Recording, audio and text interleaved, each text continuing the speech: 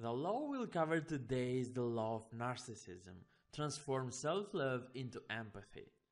Self-love is something which is seen as wrong because it can very easily drift into self-absorption, arrogance, egocentrism, and selfishness. We develop self-love early in our life, usually between 2 and 5 years of age, when we start to experience life more independently than before when our parents were around us to solve all the problems we faced.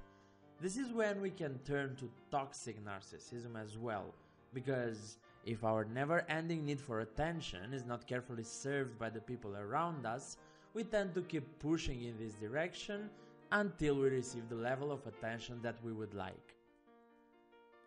In time, we develop a poisonous self, an image which is validated mostly from within.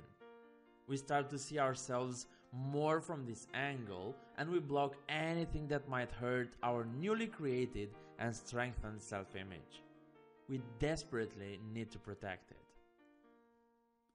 On the other hand, we hear more and more people speaking about empathy and the positives it can bring to our lives. One of the best definitions for empathy is given by Greene in the book when he sees it as a way to relate to others, a state of mind where we understand people at a deeper level.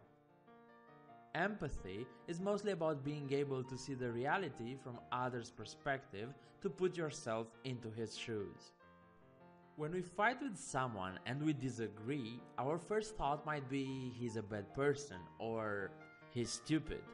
We judge, but in general we know nothing about that individual.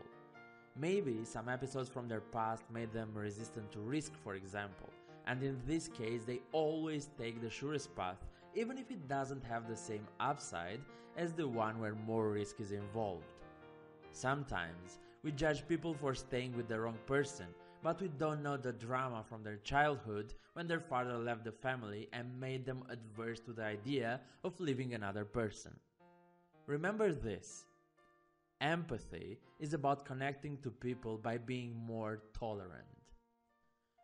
Greene sees self-love and empathy as two facets of the same story, so you can use the energy of the first one, our natural narcissism, to potentiate the other, the much needed empathy when it comes to social interaction.